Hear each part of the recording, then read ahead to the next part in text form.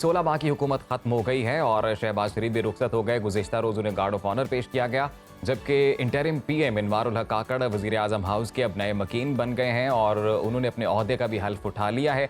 ये पाकिस्तान के 8वें निगरान वज़ीर आज़म बन चुके हैं। इनवारुल हक काकड़ की तकर्रुरी पर इत्तेहादी जमातों में इख्तलाफात सामने आए हैं। हिना और अपने ही इत्तेहादी जो गुज़िश्ता पीडीएम हुकूमत के थे अख्तर मेंगल, उनकी जानिब से ख़त लिखा गया है और नवाज शरीफ से खासे गिले शिकवे उन्होंने किए हैं। तो इस तमाम सर सूरत हाल पर अब तज्जिया ले लेते हैं। बिल्कुल जी, सीनियर तज्जियाकार शौकत पराचा साहब इस वक्त हमारे साथ मौजूद हैं। Thank you so much for joining us in Suno Pakistan. Sir कहिएगा, इनवारुल हक काकड़ मुल्क के निगरान वजीर आजम बन गए हैं, उनकी तैनाती को आप किस तरह से देख रहे हैं और आपको क्या लगता है कि जो डिसीजन है ये कितना बेहतर साबित होगा? जी थैंक यू वेरी मच। सुनो मैं भी सुनता हूँ और पाकिस्तान भी सुनो को सुनता है बैठकर। Thank you sir. देखिए, काकड़ साहब की जो सिलेक्शन है जाती तौर पर तो जाहिर है वो एक मनसब पे आए हैं, उनकी जात के हवाले से हम क्या बात करें। अच्छे समझदार आदमी है, वो बहुत सारे इश्यूज को समझते हैं, खास तौर पर सिक्योरिटी मामलात को, टेररिज्म के मामलात को, फॉरेन पॉलिसी के मामलात को वो अच्छी तरह समझते हैं। वो एक समझदार आदमी है और स्ट्रगल करके आए हैं। वो मुस्लिम बाग के साथ एक गांव है, वहाँ वो पैदा हुए, वहाँ वो पढ़े, फिर सरवर काकड़ साहब थे, एक और सेनेटर थे, उनके साथ ही रहे। तो ये एक हिस्ट्री है। लेकिन अभी जो करंट पाकिस्तान का सिनेरियो है, दो इश्यूज बड़े इंपॉर्टेंट है पाकिस्तान में। नंबर 1 के इलेक्शन होने हैं। ये नहीं है कि इलेक्शन अभी मैं कहूँ कि काकड़ साहब फ्री करवा लेंगे, ट्रांसपेरेंट करवा लेंगे, ये काकड़ साहब का काम नहीं है। आइन के आर्टिकल 218 के तहत ये प्योरली इलेक्शन कमीशन का काम है। अब तो हमने जो इलेक्शन एक्ट 2017 में अभी तरमीम की सेक्शन 57, 58 में, अब तो वो इलेक्शन की तारीख देना भी इलेक्शन कमीशन ऑफ पाकिस्तान का काम है। हाँ, इन्होंने वो मामनत करनी है, यानी पैसे देने हैं, सिक्योरिटी देनी है, एडमिनिस्ट्रेशन जो है सूबों ने देनी है उनको। इलेक्शन कब होंगे ये बड़ा मसला है पाकिस्तान में, ये बहुत बड़ा सवाल है। क्या मर्दमशुमारी के नाम पर एक दफ़ा डिले होने वाले इलेक्शन, हल्का बंदियों के नाम पर एक दफ़ा डिले होने वाले इलेक्शन, या इस फिनोमिनन की वजह से 90 दिन से बियॉन्ड जो आईनी मुद्दत है उससे आगे जाने वाले इलेक्शन कभी जल्दी हो सकेंगे या फिर 2-3 साल का वक्त लगेगा? ये सबसे अहम सवाल है। दूसरा जो पाकिस्तान के कॉन्टेक्स्ट में बहुत इंपॉर्टेंट क्वेश्चन है कि ठीक है, वो मियाँ शहबाज शरीफ साहब कह भी रहे थे कि हमने मुल्क को डिफॉल्ट से बचा लिया, लेकिन कब तक? हमारी क्या कोई कम बढ़ी? हमारी एक्सपोर्ट्स बढ़ी, हमारी रेमिटेंसेस बढ़ी, हमारे यहाँ इन्वेस्टमेंट बढ़ी? कुछ भी तो नहीं बढ़ा। तो हम अगर कहें कि वन टाइम IMF की ग्रांट से हमारा मुल्क डिफॉल्ट से बच गया और हम श्रीलंका बनने से बच गए, अल्हम्दुलिल्लाह हम बच गए। बहुत सारे लोगों की 1.5 साल ख्वाहिश रही कि पाकिस्तान श्रीलंका बन जाए, पाकिस्तान डिफॉल्ट कर जाए, ताकि हम कह सकें कि देखा हम नहीं कह रहे थे कि ये हो जाएगा। उस सूरत हाल से बच गए। लेकिन आगे क्या होगा? वो मियाँ शहबाज शरीफ कम से कम एक डेवलपमेंट प्रोसेस को कुछ हद तक ऊपर ले आए थे। वो 2017 से पहले वाली स्पीड तो नहीं थी, लेकिन फिर भी कराची से लेकर यहाँ इस्लामाबाद और KP तक वो एक डेवलपमेंट का एक फिजा बन रही थी। अभी वो ज़ाहिर है उनकी आनी मुद्दत थी, वो ख़त्म हो गई। तो ये 2 की इशूज़ हैं मैं समझता हूँ, जिन पे काकड़ साहब या अभी उनकी काबीना बनेगी। काबीना की जो कॉम्पोजिशन है वो हमें बताएगी कि ये हुकूमत की डायरेक्शन क्या है और कब तक रहने वाली है हुकूमत। पराचा साहब, आपने अभी बात की है कि जी अब काबीना जो है उनकी, चूंकि इंटरिम काबीना की सिलेक्शन होनी है, तो उस हवाले से एक बड़ा सवाल है, क्योंकि मुआशी फैसले करने हैं, बड़े फैसले करना पड़ेंगे आने वाले दिनों में। तो क्या लगता है कि इंटरिम कैबिनेट में भी हमें कुछ सरप्राइजेस देखने में मिलेंगे, जैसे इंटरिम PM के नाम पे मिला?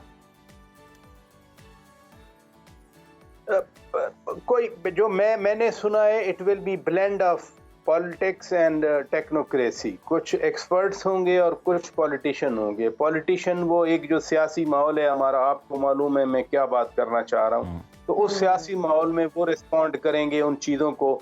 और जो टेक्नोक्रेट्स होंगे, मसलन अगर 2-3 की मिनिस्ट्रीज टेक्नोक्रेट्स के पास आती हैं, जैसे फाइनेंस है, टेक्नोक्रेट्स मीन अबडार साहब भी तो टेक्नोक्रेट ही हैं। या दूसरे लोगों के नाम आते रहे, वो भी टेक्नोक्रेट्स हैं।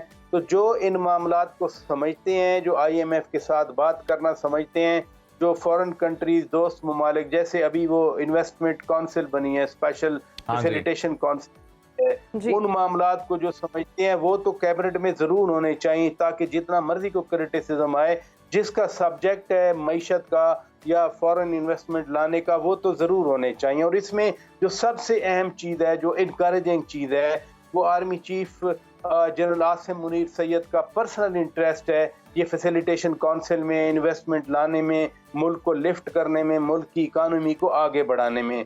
मुझे सिर्फ वो फैक्टर जो आर्मी चीफ की ज़ात का है वो इतना इम्पोर्टेंट लग रहा है। मैंने 2-3 बार उनकी स्पीचेस सुनी हैं इसी तरह की कॉन्फ्रेंस में बैठकर, वो बड़े दिल से बात करते हैं। और खानेवाल गए हुए थे, शायद ग्रीन पाकिस्तान के हवाले से फंक्शन था, वहाँ उन्होंने बिल्कुल वादे बात की थी कि हमने पाकिस्तान को ऐसे नहीं रहने देना, हमने पाकिस्तान को आगे बढ़ाना है। तो वो स्पिरिट अगर मोटिवेटिंग फोर्स है सारी, उसमें आप की सिलेक्शन करें मिनिस्टर्स की, मतलब खाना पूरी नहीं करना कि जी उनका बंदा भी चाहिए, उनका बंदा भी चाहिए, उनका बंदा भी चाहिए, नहीं।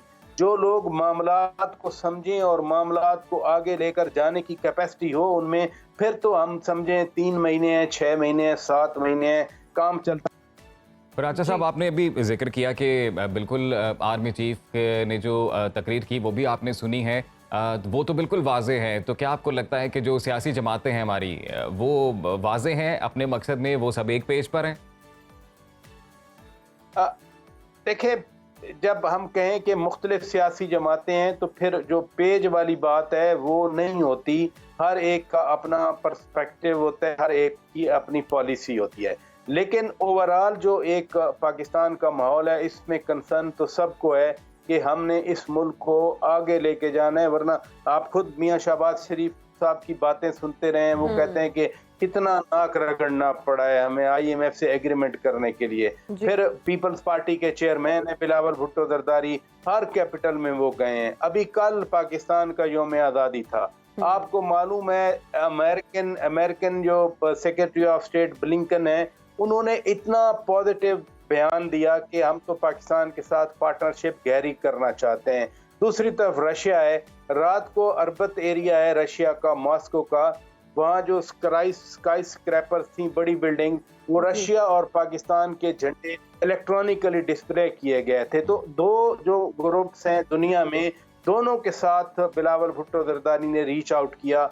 वो वाशिंगटन भी जाते रहे, वो मॉस्को भी जाते रहे, वो बीजिंग भी जाते रहे। तो अगर इस तरह से दुनिया को अरब चीज का देख लें, UAE आया सामने, सऊदी अरब सामने आया, वो कहते हैं ना किसी की जेब से पैसे निकालना बड़ा मुश्किल होता है, उन्होंने आपको डॉलर दिए, डिपॉजिट्स दिए आपको। तो एक जगह बनी है दुनिया में, आइसोलेशन से हम दुनिया के अंदर दरमियान में आए हैं। ये भी एक टेक्नोक्रेट वाला, मैं कहता हूँ कि ऐसा फॉरेन मिनिस्टर हो जो इन चीजों को समझता हो कि दुनिया को एंगेज कैसे रखना है पाकिस्तान। सही। हर वक्त बाखबर रहना वक्त का तकाजा है, बर वक्त बाखबर रखना हमारा फरीजा है।